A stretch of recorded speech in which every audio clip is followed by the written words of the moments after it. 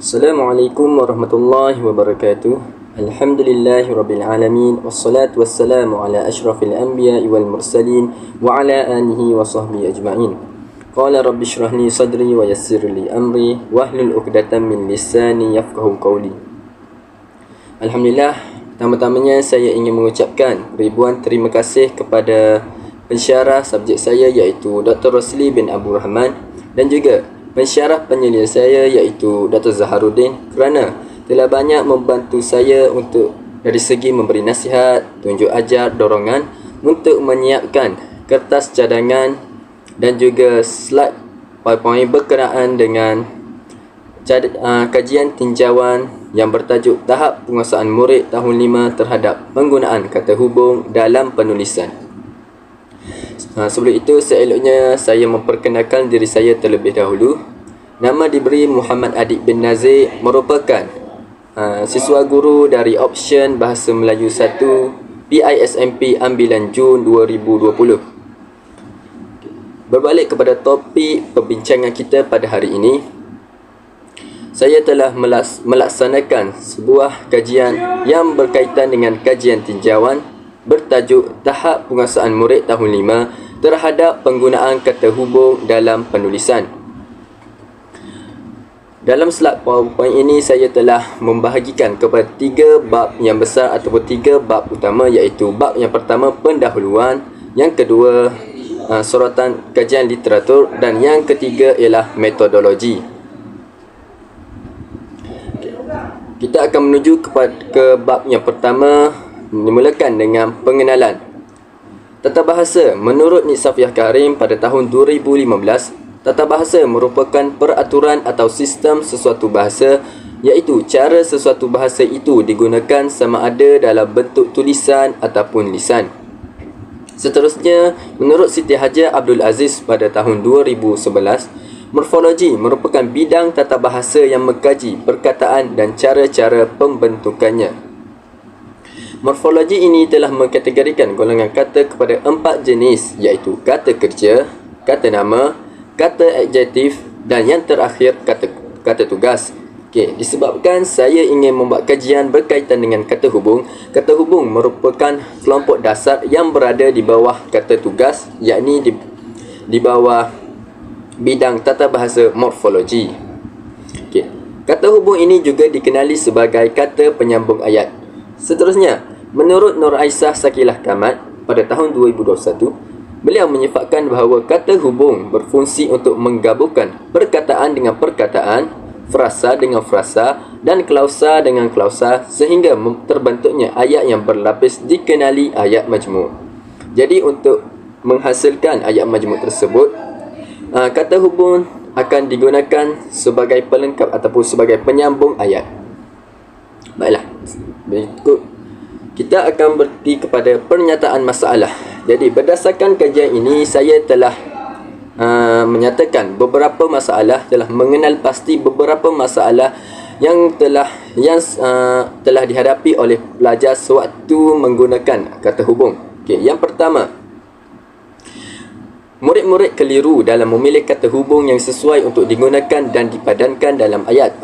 Apabila dalam penulisan ayat, murid-murid tidak tahu untuk menggunakan kata hubung yang mana. Contohnya, kata hubung dan ataupun atau. Jadi mereka akan tertukar. Kebanyakan murid akan tertukar untuk menggunakan kata hubung tersebut dalam ayat. Di sini saya sediakan contoh. Contohnya kesalahan penggunaan kata hubung dalam menulis ayat majmuk.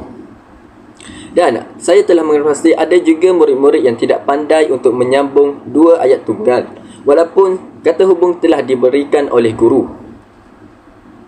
Pada pernyataan masalah yang kedua ialah terdapatnya murid-murid yang masih lagi tidak boleh membezakan kata hubung dengan penanda wacana, yang mana murid-murid tersebut telah menggunakan kata hubung sebagai penanda wacana dalam ayat. Maksudnya, sebelum permulaan ayat, murid-murid akan menggunakan kata hubung, contohnya dan bila mana. Maksudnya dia telah menjadikan kata hubung tersebut sebagai penanda wacana pada awal ayat. Baiklah. Seterusnya kita akan pergi kepada objektif kajian. Objektif kajian bagi kajian tinjauan kali ini ialah Yang pertama, menentukan tahap penguasaan murid tahun 5 terhadap penggunaan kata hubung dalam penulisan. Yang kedua, mengenal pasti jenis kesalahan lazim yang dilakukan oleh murid tahun 5 terhadap penggunaan kata hubung dalam penulisan. Jadi kajian ini akan bertujuan ataupun objektifnya ialah untuk mengenal pasti kesalahan-kesalahan, jenis kesalahan yang dilakukan oleh murid, sama ada dalam bentuk kesalahan kata hubung pancangan relatif, komplimen ataupun kata hubung gabungan. Seterusnya, persoalan kajian. Apakah tahap penguasaan murid tahun 5 SK terhadap kemahiran menggunakan kata hubung dalam petikan bahasa Melayu?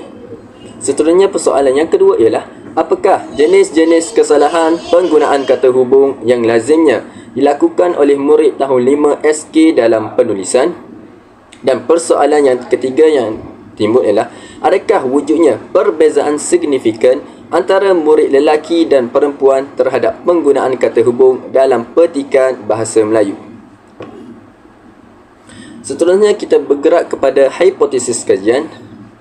Di sini saya telah menyatakan satu hipotesis yang pertama sebelum kajian dijalankan, iaitu hipotesis alternatif ataupun HA.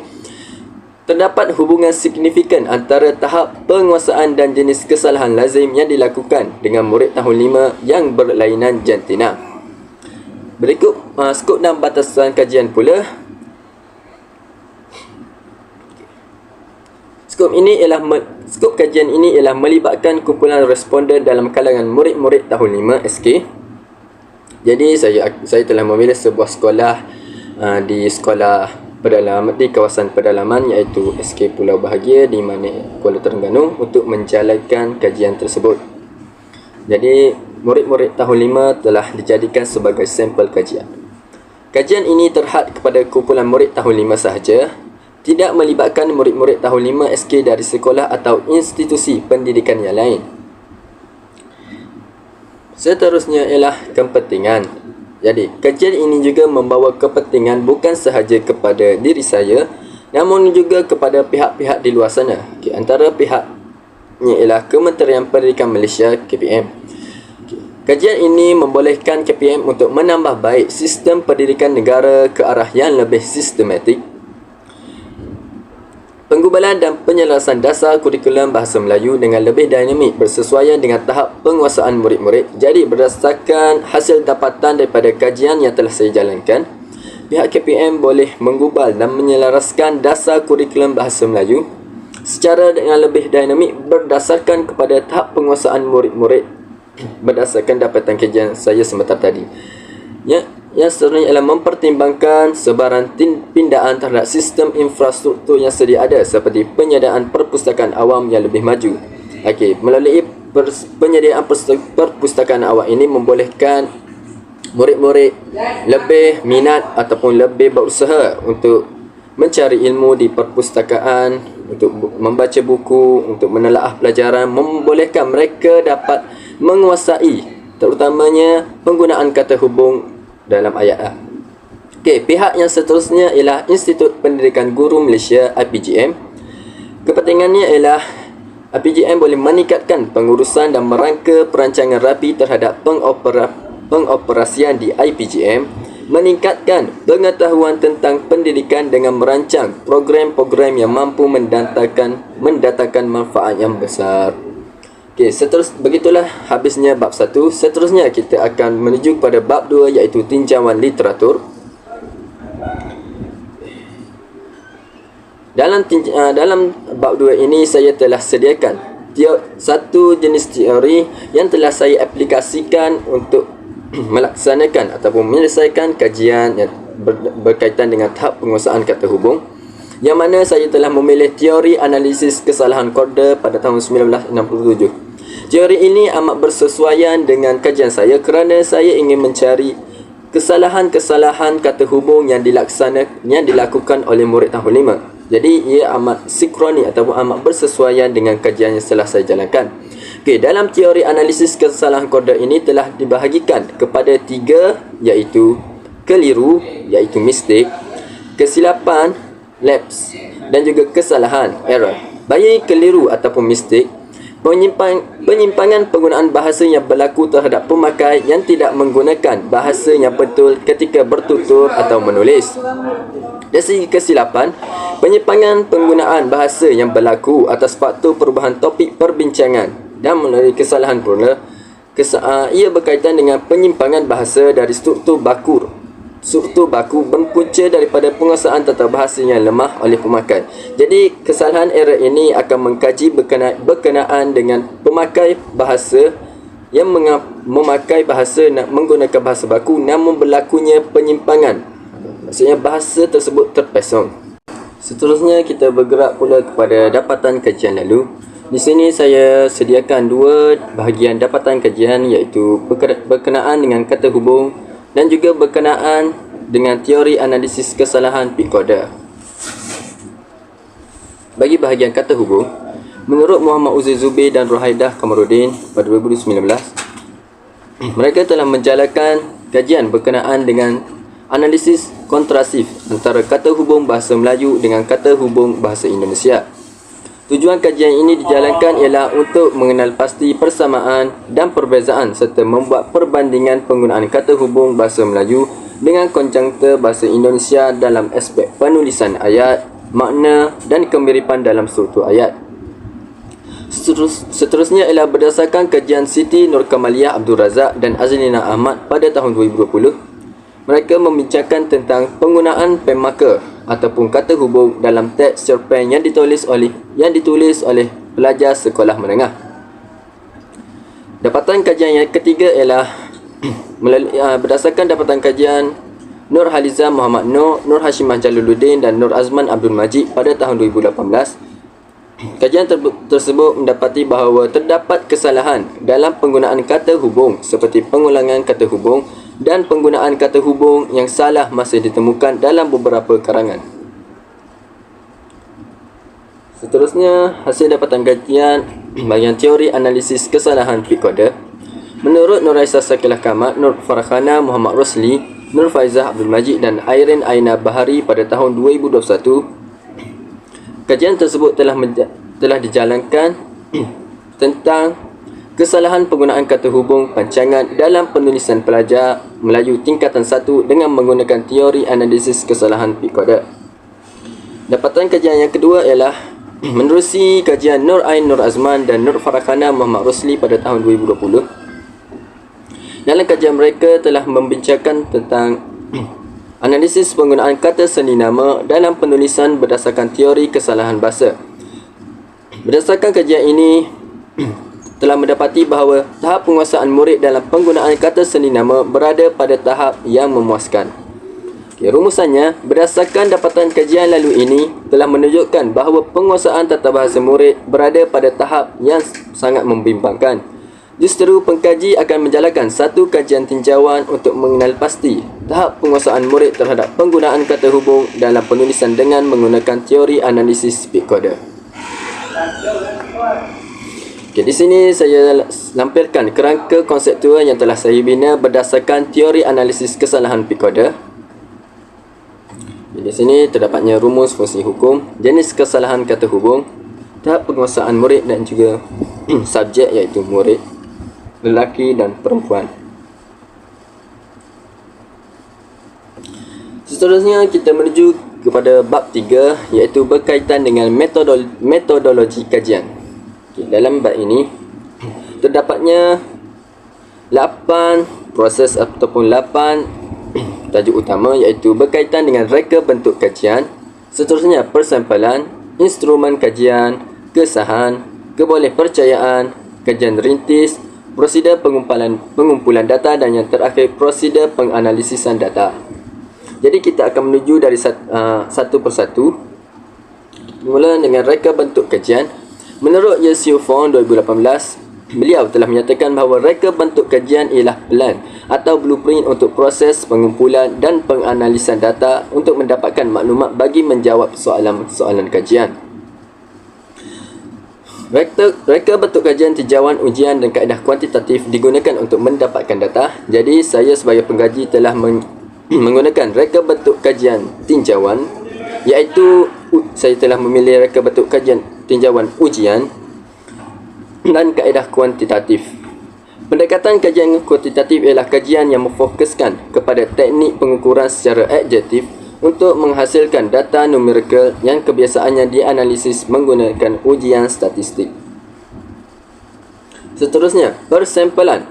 Menurut Muhammad Syafi'i Abu Bakar 1991 dalam Nirwana Sudirman pada 2016, persempelan merupakan satu proses yang melibatkan sebahagian kecil daripada keseluruhan populasi yang dipilih dan dikaji bagi membolehkan pengkaji membuat satu generalisasi berkaitan populasi tersebut. Okey, di situ sedikit definisi persempelan. Jadi berdasarkan kajian yang akan saya jalankan, saya telah memilih populasi yang terdiri daripada kelompok murid tahun 5 SK di sekolah yang sama, iaitu di sekolah SK Pulau Bahagia dan tidak mengambil murid tahun 5 dari sekolah yang lain. Hal ini, kenapa saya memilih populasi tersebut ataupun murid tahun 5? Kerana mereka telah mempelajari dan mengikuti silibus pengajaran kata hubung pada tahun tersebut, pada tahun ini dan tahun sebelumnya.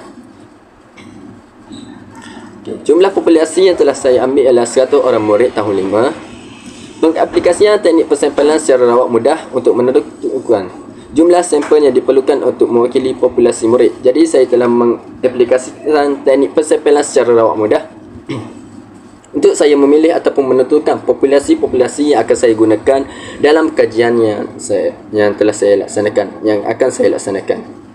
Okay, seterusnya kita menuju kepada instrumen kajian. Kajian tinjauan yang menggunakan kaedah ujian sebagai bahan instrumen. Okey, jadi saya telah memilih dalam kajian tinjauan ini dibahagikan pada dua, iaitu soal selidik dan ujian dan banyak lagi. Jadi saya telah memilih kaedah ujian sebagai bahan instrumen yang akan saya gunakan untuk mengutip data daripada sampel lah. Okay. Ujian ialah set rangsangan. Di sini saya berikan definisi ujian. Ujian ialah set rangsangan yang merangkumi beberapa soalan dan kenyataan yang berkaitan dengan objektif kajian.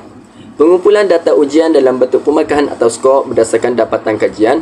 Okey, daripada hasil dapatan kajian, saya akan mengambil data-data ujian ataupun markah ataupun skor yang diperolehi oleh murid-murid tahun 5 dan saya akan kumpul kemudian hitung untuk dianalisis data tersebut. Pelaksanaan set ujian kecerdasan untuk menilai dan mengukur penguasaan murid tahun 5 terhadap penggunaan kata hubung dalam penulisan. Seterusnya ialah kesahan. Definisi kesahan. Kesahan merujuk kepada kebolehan sesuatu instrumen kajian mengukur dengan ketepatan ukuran yang tepat terhadap instrumen yang digunakan untuk mendapatkan pengesahan.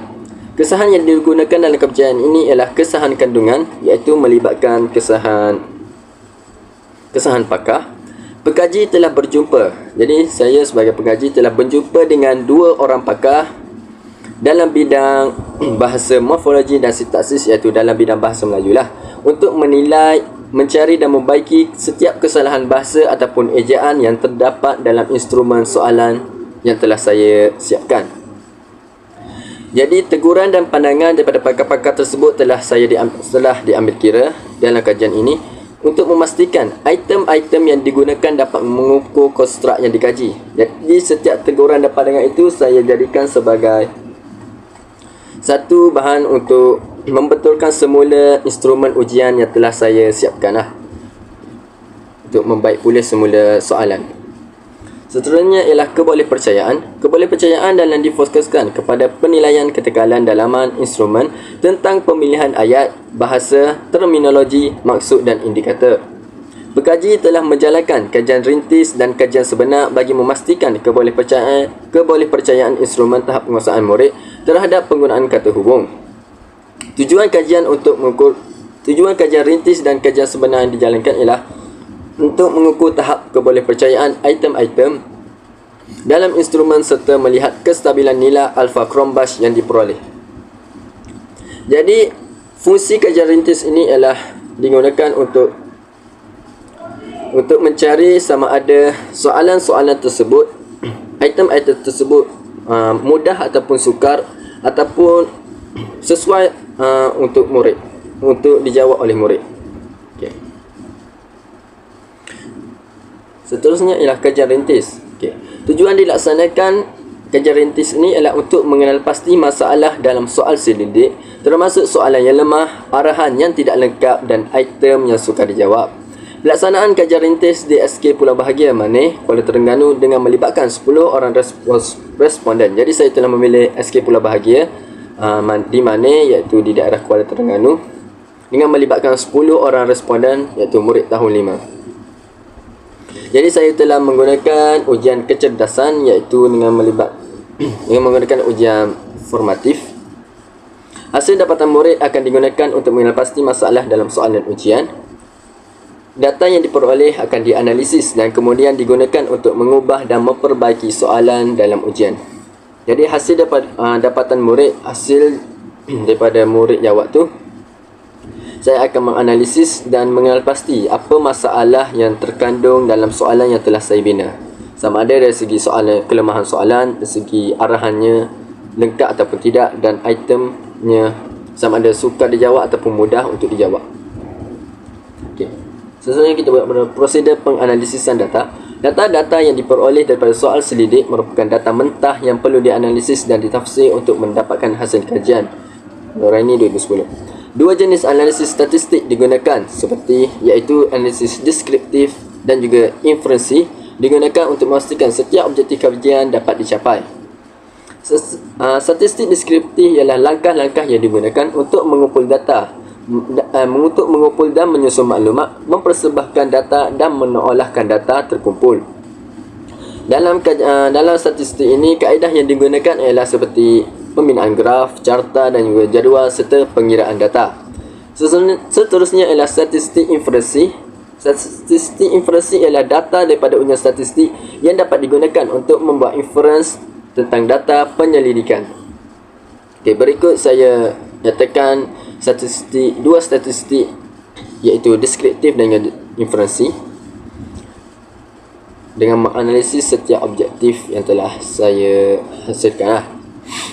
Selanjutnya ialah mean. Menurut Steinberg pada tahun 2008, mean mengambil kira semua skor dalam set data dan merupakan nilai yang paling tepat mewakili set data tersebut.